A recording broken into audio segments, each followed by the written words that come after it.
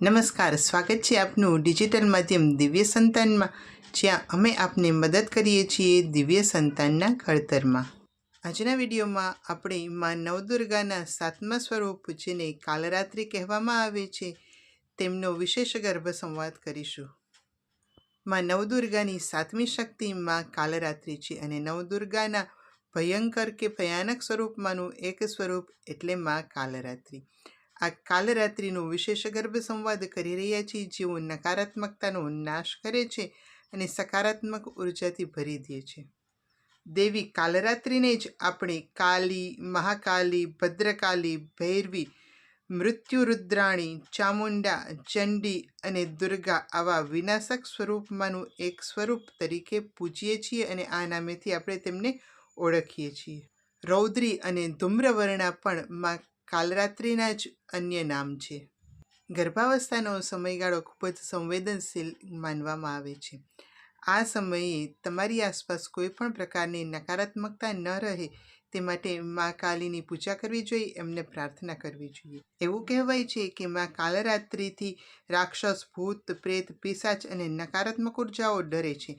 માં કાલરાત્રિ આ તમામનો નાશ કરે છે અને સકારાત્મકતાને પ્રદાન કરે છે, માટે તમને કે તમારા બાળકને કોઈ પણ પ્રકારની નકારાત્મક શક્તિઓ પરેશાન ન કરી શકે એ માટે માં કાલરાત્રિને આ ગર્ભ સંવાદની સાથે જ વિશેષ માં કાલરાત્રિનું સ્વરૂપ ભલે દેખાવમાં ભયાનક હોય, પરંતુ તે હંમેશા શુભ ફળ આપનાર છે। આ કારણે જ તેમનું એક નામ શુભંકારી પણ છે।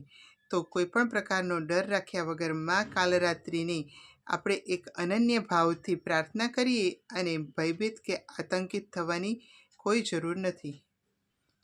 તમારી સુખમય ગર્ભાવસ્થા માટે, તમારા અને તમારા ગર્ભસ્થ બાળકના કલ્યાણ માટે ચાલો માં કાલરાત્રિ વિશેષ ગર્ભ સંવાદ કરીએ।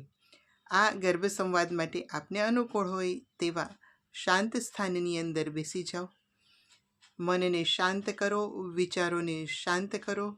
ભાવના કરો કે નવરાત્રિની પવિત્ર અને સકારાત્મક ઉર્જા સરસ મજાના સફેદ સુગંધિત ધુમાડાના રૂપમાં તમારી આસપાસ ફેલાયેલી છે। તમે આ સુગંધને, આ ધુમાડાને તમારા શ્વાસોશ્વાસમાં લો છો અને તમારા શરીરના કણે કણમાં, રોમે રોમમાં એને ફેલાવો છો। આ પ્રાણ ઉર્જા, આ સકારાત્મક ઉર્જા તમારા ગર્ભસ્થ બાળક સુધી પણ પહોંચી રહી છે। તે પણ આ ધુમાડાથી પવિત્ર અને દિવ્ય બની રહ્યું છે। આંખોને કોમળતાથી બંધ કરી બંને હાથ પેટ ઉપર રાખો। તમારી આંખો સમક્ષ તમારી કલ્પના મુજબના બાળકનું ચિત્ર લઈ આવો। તેને તમે રમાડતા હોય, તેની સાથે પ્રેમથી વાત કરતા હોય તે રીતે આ ગર્ભ સંવાદ માટે તમારા મનને તૈયાર કરો। માં કાલરાત્રિ સ્વયં તમારી સામે હાજર છે, પ્રત્યક્ષ સ્વરૂપે તેમનું ધ્યાન કરો અને તેમને ભાવસ્વભર ગર્ભ સંવાદ માટે, આશીર્વાદ માટે વિનંતી કરતા હોય તેવો ભાવ પણ મનમાં તૈયાર કરો। તો ચાલો શરૂ કરીએ આજનો માં કાલરાત્રિનો વિશેષ ગર્ભ સંવાદ। મારા અતિપ્રિય બાળ, આજે છે નવરાત્રિનો 7મો દિવસ અને આજે આપણે આ 7મા દિવસના અધિષ્ઠાત્રી દેવી માં કાલરાત્રિનો વિશેષ ગર્ભ સંવાદ કરવાના છીએ। બેટા, નવરાત્રિનો ઉત્સવ એટલે નકારાત્મક શક્તિઓ ઉપર સકારાત્મક શક્તિનો, અધર્મ ઉપર ધર્મનો અને આસુરી શક્તિ ઉપર દેવશક્તિઓના વિજયનો ઉત્સવ છે। અને આજે 7મા દિવસે આપણે જે માં કાલરાત્રિનું પૂજન કરીએ છીએ તે આ આસુરી શક્તિનો અંત આણનાર માં દુર્ગાનું રૌદ્ર સ્વરૂપ છે। બેટા, ભલે એમનું રૂપ રૌદ્ર રહ્યું, પરંતુ એ તો આપણને ખૂબ જ શુભ ફળ આપનાર છે અને આપણને પરેશાન કરનાર કે આપણને મુશ્કેલીમાં મૂકનાર આસુરી શક્તિનો નાશ કરનાર છે। ચાલ, આજે હું તને એની સુંદર કથા કહું, કેવી રીતે માં કાલરાત્રિ ઉત્પન્ન થયા અને એમણે શું કાર્ય કર્યું તેની હવે આપણે વાત કરીએ। બેટા, કાલમાં કાત્યાયનીની વાત કરતી વખતે આપણે મહિષાસુરની વાત કરી હતી। દેવી પ્રગટ થયા અને તેમણે મહિષાસુરનો વધ કર્યો। ત્યારબાદ શુંભ અને નિશુંભ નામના બે મહાભયંકર રાક્ષસો ઉત્પન્ન થયા। તેમણે ચંડ અને મુંડ નામના બે રાક્ષસો પાસેથી આ દેવીના સ્વરૂપનું સુંદર વર્ણન સાંભળ્યું, ત્યારે એમની સાથે લગ્ન કરવા માટે તેઓ લલચાણા અને પોતાના દૂતને માતાજી પાસે મોકલે છે. માતાજી એ દૂતને એવું કહીને નકારી દે છે કે મને જે યુદ્ધમાં જીતશે હું તેની સાથે જ લગ્ન કરીશ. બેટા, મોટાભાગની આસુરી શક્તિઓ સ્ત્રી શક્તિને તુચ્છ સમજે છે અને તેમજ જે તુચ્છ સમજે છે સ્ત્રી શક્તિને તે આસુરી શક્તિ જેવા જ હોય છે. આ શુંભ નિશુંભ પણ એક સ્ત્રી સાથે યુદ્ધ કરવા અને તેને યુદ્ધમાં જીતવાની વાત ઉપર ખૂબ જ ગુસ્સે થાય છે અને એક પછી એક પોતાના અસુરોને દેવી સાથે યુદ્ધ કરવા માટે મોકલે છે. પહેલાં ધૂમ્રવર્ણ આવે છે. માતાજીએ માત્ર ઓમકારનો હુંકાર કરીને ધૂમ્રવર્ણનો નાશ કર્યો. ત્યાર પછી ચંડ અને મુંડ નામના 2 અસુરો આવ્યા. માતાજીએ ચામુંડા સ્વરૂપે આ ચંડમુંડનો નાશ કર્યો અને ચંડમુંડનો નાશ કર્યો હોવાથી જ તેઓ ચામુંડા તરીકે પ્રખ્યાત થયા.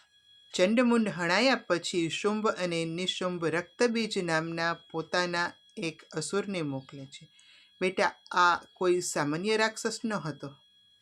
તેનું નામ જ રક્તબીજ હતું. રક્તનું એક એક ટીપું એક બીજ બનીને નવો રાક્ષસ ઉત્પન્ન કરવાની ક્ષમતા ધરાવે તેવા રક્તબીજને આશીર્વાદ મળ્યા હતા. મા દુર્ગા જ્યારે રક્તબીજ સાથે યુદ્ધ કરે છે તો લોહીના ટીપા પડતા જાય ને નવા રક્તબીજ બનતા જાય. આમ હજારો રક્તબીજથી આખી યુદ્ધભૂમિ ભરાઈ ગઈ. ત્યારે એના સમાધાન માટે મા ચંડિકાના કાલરાત્રિ સ્વરૂપને આવાહિત કરવામાં આવ્યો. મા દુર્ગાએ પોતાના આ સ્વરૂપને આદેશ કર્યો કે જેવા તેઓ રક્તબીજને મારે ત્યારે તેના લોહીને ખપ્પર નામના સાધનની અંદર ભરીને હવામાં જ પી જવાનું, જેથી લોહીનું એક પણ ટીપું નીચે પડે નહીં. આ રીતે માતાજીએ રક્તબીજના તમામ લોહીને પીને તેને રક્તવિહીન બનાવી દીધો અને તેનો નાશ કર્યો. આ પછી માતાજીનું આ સ્વરૂપ વધુ ને વધુ ઉગ્ર બન્યું અને તેમણે શુંભ અને નિશુંભનો પણ વધ કર્યો.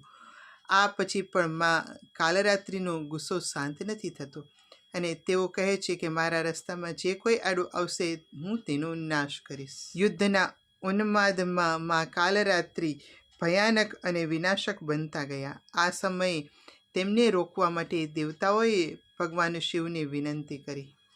ભગવાન શિવ મા કાલીના રસ્તા ઉપર સૂઈ ગયા. જ્યારે પોતાના પગ નીચે ભગવાન શિવને જોયા ત્યારે મા કાલીનો ગુસ્સો શાંત થયો અને પોતાના મૂળ સ્વરૂપની અંદર આવે છે અને આ સ્વરૂપ દ્વારા તેઓ માત્ર આસુરી અને નકારાત્મક શક્તિનો જ નાશ કરશે એવું ભગવાન શિવને વચન અને વરદાન આપે છે.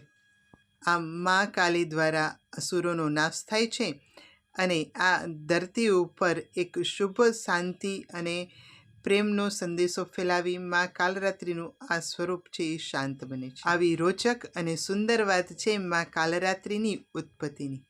બેટા, ચાલ હવે હું તને તેમના સ્વરૂપના વર્ણનની વાત કરું.